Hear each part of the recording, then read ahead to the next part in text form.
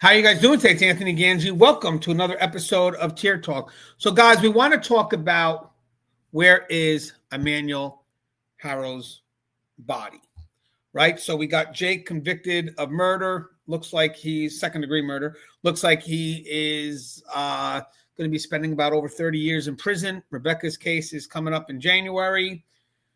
So we have a lot going on. We're starting to see justice, but could justice ever really fully be accomplished if we don't have Emmanuel Haro's body? Now, I don't claim to have the answer for this, but I'm going to tell you what I feel is the probability of discovering his body. I'm hopefully going to have Joe Pangaro, retired detective from New Jersey, who can help us kind of spell this out. But I wanted to put something out there as well. I did some research. Now, granted, guys, I think we would be a lot closer to finding his body if the news did not breach that Perkins operation. Yes, I'm sorry, but that wasn't meant to be leaked.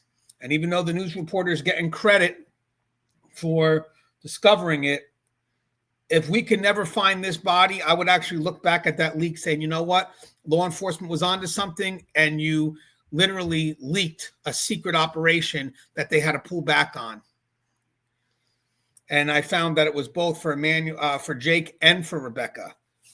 So again, if we never find the body, I'm not going to fully blame law enforcement on that one. So the math of finding Emmanuel Haro, how science, terrain, and time shapes the odds. So this is a rare inside look at the data, the methods, and the hope driving a body recovery search that's far from over. Because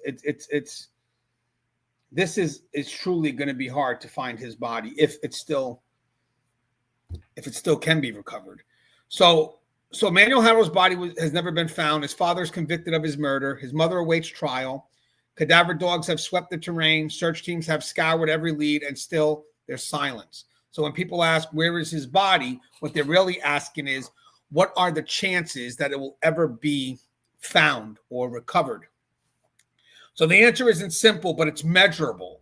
And understanding how investigators arrive at those probabilities reveals both the science and the stark arithmetic of no-body homicide cases where there's a conviction but no recovered remains. So I'm learning with you guys right now. This was something I found very interesting, so I wanted to share it with you. So I wanted to start with the numbers that ground this entire discussion. So no-body homicide recovery rates. Academic reviews and FBI case analysis offer us a baseline. So overall recovery rate when suspects are convicted but don't cooperate is 30 to 50%. And the range depends on things like case quality, terrain, and how much time has passed. When recovery does happen, it typically takes 18 to 24 months from disappearance. Some are faster, or some could take many years. Time matters. If remains aren't found in the first 6 months, the odds begin to drop.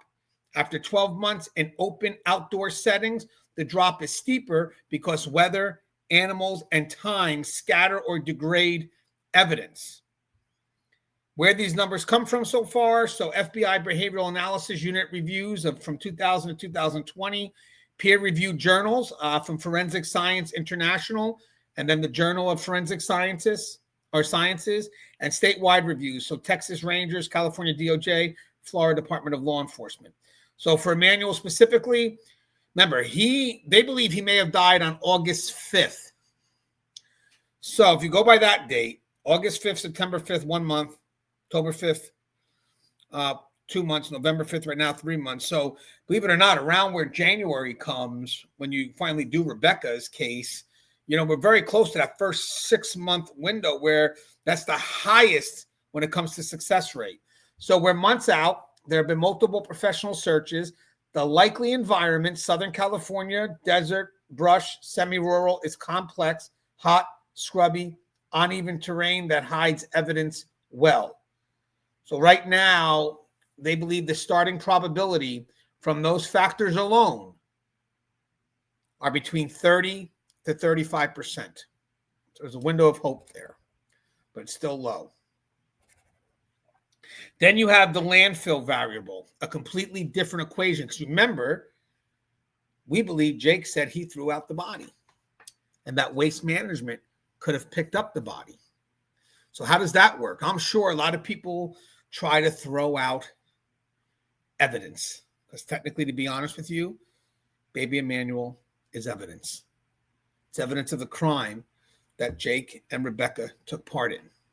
So with that said, I am sure there's measures in play that work with waste management companies to ensure that we keep track of everything from pickup to drop off. So looking into that, not all disappearances follow the same equation. How the body was likely disposed of changes the math. If the body went into regular trash, that's the landfill scenario. So a 2018 review looked at 46 cases where police searched landfills for human remains. So of the 46, 20 cases, the remains were found. That's 43.5%. And the other 26 cases, the remains were not found. So that's 56.5%. Why that 43.5%? Well, it's not luck. In the successful cases, investigators had a paper trail tight enough to point to a specific area of the landfill. Here's what that looks like in plain English. So they had a tight time window of 2 to 4 hours. They knew exactly when a particular dumpster was used. So example, surveillance shows a car at the dumpster from 2:17 to 2:34 a.m. on March 15th. So there's a tight time frame. Then they have the documented trash route. The waste company could say which truck emptied the dumpster and when GPS logs confirm the truck's route. Plain terms, we know the truck ID, the pickup time, and the drive path it took. Then you have the transfer station plus the landfill records. Now, a transfer station is where trucks unload before the garbage goes to the landfill. It has scale tickets and timestamps. The landfill logs the exact area, and that area is called the cell, where that load was buried and how deep it went. So that's daily cover, and the dirt is recorded. Plain terms, we can point to this section, this day, and this death. That's specific. And then this systematic excavation, not just looking. Teams digging grids, use GPS to stay oriented, and sift the trash layer by layer. Plain terms, it's archaeological, slow, mapped, and methodical. Even if one link is missing, no camera, no truck GPS, no load timestamp, no cell daily cover logs, success can drop to 15 to 20%. So without the paper trail, you're searching a mountain. And I think a lot of people think that's what we're going into when you're searching for something in those landfills. But actually, it's very detailed because that's all organized, all the way down to depth. Why landfills sometimes preserve remains? This sounds odd, but landfills can be more stable than open land. Daily dirt cover keeps animals away. Compaction keeps items from blowing or washing away. Low oxygen slows decomposition, and mapping means we can find the right layer again. But in Emmanuel's case, there's no public indication police believe this was a trash landfill disposal outside of what we've been told by the news. Their visible effort is in terrain. That means that 43.5% landfill numbers doesn't apply here. So we go back to the 30 to 35% outdoor baseline. Because again, they were looking out in open terrain. They weren't looking in a landfill. Not that I know of. They were going by the information that Jake had given them. But maybe they are trying that landfill. But it looks like if they did, they would have found something already. So decomposition timeline in Southern California. Weeks 1 to 4 is the most detectable. The body is largely intact. Cadaver dog scent is strong and steady. Visual ID can be possible. Months 2 to 6, active to advanced decay. In open terrain, soft tissue is mostly gone. Animals, so coyotes, birds, rodents, move parts around. Pieces can end up 100 yards from where they started. And the ground still holds scent chemicals, but they're spread out. Because again, it's being dragged by whatever the wildlife is. And remember, Emmanuel Haro will be very small. So I find this to be very likely. Then you have skeletonization. So that's between 6 to 12 months or more. Mostly bones remain. Small bones may be gone. Large bones, skull, femur, pelvis often remain. The soil can actually concentrate odor molecules that dogs detect. Where Emmanuel likely is on this timeline, advanced decay into skeletonization. What that does to the odds? Bad news. Visual searches get harder. Parts may be scattered. Good news. Bones last a long time. Soil scent can help dogs. Net effect typically 10 to 15 percentage points from the early best chance window. So the intelligence picture, the biggest variable, this is where math gives way to information quality. Prosecutors say that they have pretty strong indication of where Emmanuel might be. That's promising, but it's vague. Here's what that could mean. And again, I can't wait to have Joe on because I'm learning this with you. So what a strong indication could mean, defined simply, scenarios of tight digital location data. That's high value. So cell phone data narrows it to 1 to 2 square miles. So that's overlapping towers and GPS. Then you got the vehicle data. They have that. So car infotainment, breadcrumbs, or ALPR hits. That's automatic license plate readers or on poles. Patrol cars confirm the route or time. Geofence warrant. So Google or other device data for a set area or time backs it up. Result, you can grid that area thoroughly. Odds now go up to 50 to 60%. Scenario B, patterns but not precise. So there's a medium value here. Known routes or habits, past hangouts or broad cell data, and that covers 10 to 30 square miles. Odds now go down to 30 to 40%. And scenario C is just general theory, which is low value. Logical hunches or vague witness statements with no precise geography. Odds drop to 15 to 25%. Where Emmanuel likely falls, prosecutors confident hints at A and B, scenario A or B, probably partial digital data plus behavior analysis. Estimated search box 3 to 10 square miles. Adjustment to odds +5 to +10 points. So they believe somewhere between a tight digital location and patterns. That's still a big search area. That's 3 to 10 square miles. Environmental and search execution factors. Even with good intel, execution matters. Cadaver dogs, how they succeed, why they miss.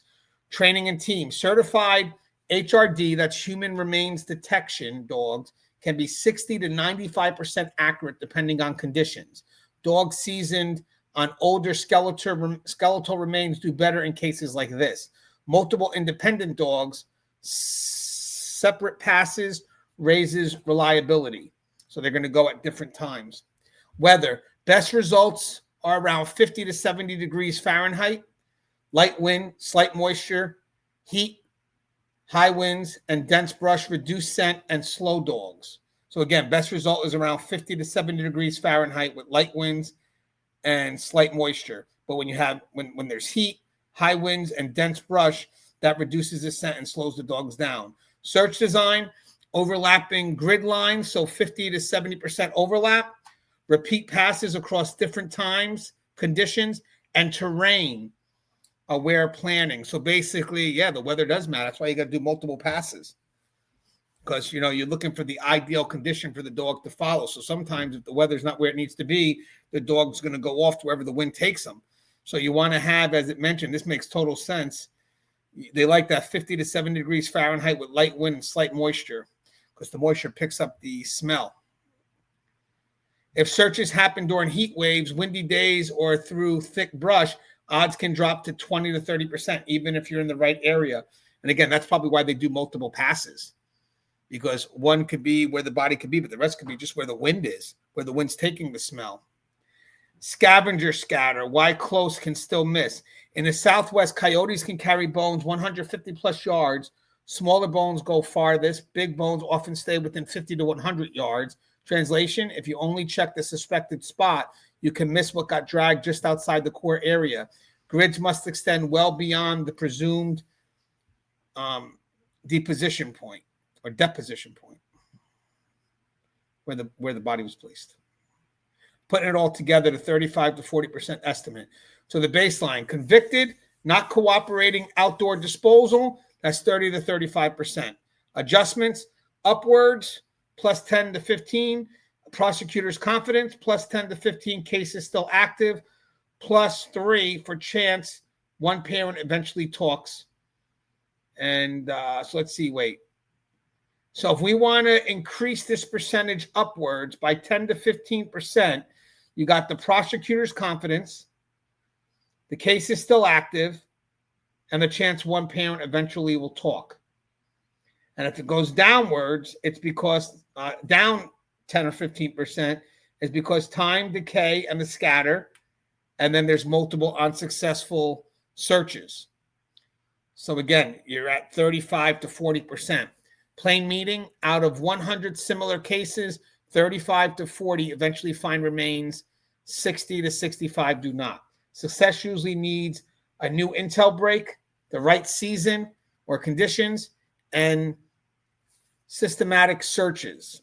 Failures usually involve water or remote wilderness disposal, vague intel, environmental obliteration, or limited resources. What could still move the needle? And this is high impact, again, plus 10 to 20 points above. You re-examine vehicles with new tech, modern luminal ALS for microblood, vacuum tape lifts for tiny tissues or hair, soil the pollen from wheel wells matched to specific locations, and infotainment GPS fully extracted. Some systems store hidden breadcrumbs. The kind of second look produced new leads years later in the Susan Powell investigation. Search in the right season, the right way. So you got winter, early spring, cool temps, lower brush. So they could be waiting just for the right weather. Multiple independent human recovery teams. Human remains discovery team. So that's HRD. Bigger grids that extend 100 to 150 yards beyond suspected points. And then advanced tools where justified. So ground penetrating radar for suspected burials. Drone, LIDAR thermal to spot disturbed ground or access routes. Geospatial modeling to rank likely dump sites by accessibility, time, and window. And then for his waste stream reconstruction, only if trash becomes likely. Subpoena hauler logs, truck GPS, transfer tickets, landfill cell maps. Even late recovery is possible if the paper trail is tight. And then the medium impact, this is plus 5 to 10. The last one was 10 to 20. This is a little less. Targeted public appeal, name a road, corridor, or trail system. Ask for dash cam, trail cam footage from exact dates. So again, going to the public, and usually we see that when they need help. Post-sentencing interview strategy with the father. Incentives like placement, safety, family contact, framed as burial or closure. So they could work with them on that. Hey, you don't like the prison you're at? Maybe we could work with you. But you need to tell us where Emmanuel is. So they could maybe start him off in a rough spot. And maybe you want something that's a little bit more, not less security-minded, but a little bit more safer in his mind. So that could always be something if he's not cooperative. So that's a post-sentence interview strategy. And then pattern matching with regional cases, similar dump corridors, and terrain features. And then the low impact, the ones with little change, is broad, non-specific social posts, which we see a lot. Uncoordinated volunteer searches, which we see a lot. Pressuring the mother pre-trial. Lawyers will wall this off. And psychics or unvetted tips, which we sometimes see that. Comparison cases, what history shows. So I saw a few.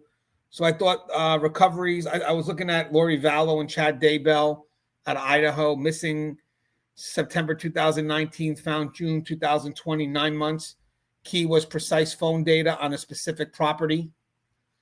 And then you had William McGuire, New Jersey, 2004. Partial remains found by chance led to more recovery. And Key was random discovery, reopened the trial. And then Kelsey Barrett out of Colorado, 2018. Partial remains at a burn site, VIA accomplice info. Conviction without full recovery was still held. Unrecovered, you had Susan Powell, 2009, never found, suspect died, strong case, there'll never be a recovery. And Kristen Smart in 1996, missing 25 years, conviction in 2022, recovery elusive, but justice did advance. The bottom line, what 35 to 40% really means: realistic, not pessimistic. Recovery is plausible, but not guaranteed. It depends on intelligence, conditions, and persistence. In short, there is real chance Emmanuel will be found.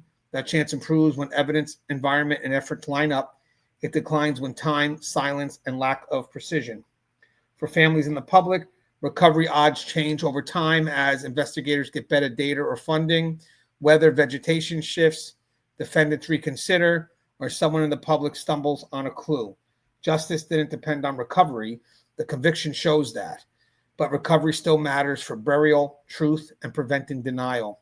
Somewhere out there, Emmanuel's story still waits to be found. For those searching, that's reason enough to keep going.